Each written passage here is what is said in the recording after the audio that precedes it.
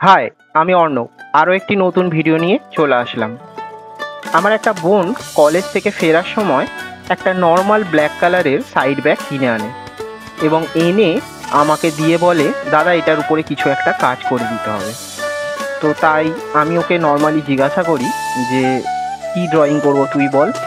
তাতে ও নিজেই আমাকে সাজেস্ট করে যে সত্যজিৎ রায়ের কিছু ছবি এবং সত্যজিৎ রায়ের কিছু সিনেমার নাম দিয়ে একটা সুন্দর কোলাজ করে দেওয়ার কথা, এবং তার সাথে বলে যে ব্ল্যাক কালারের যেহেতু ব্যাগ, সেহেতু হোয়াইট কালার দিয়ে পুরো কাজটাকে কমপ্লিট করা।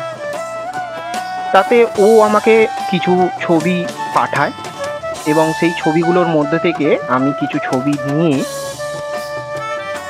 এই ব্যাগটার উপরে হোয়াইট কালার দিয়ে প্রথমে আউটলাইন করি, তারপর হোয়াইট কালার দিয়েই পুরো কাজটাকে কমপ্লিট করি।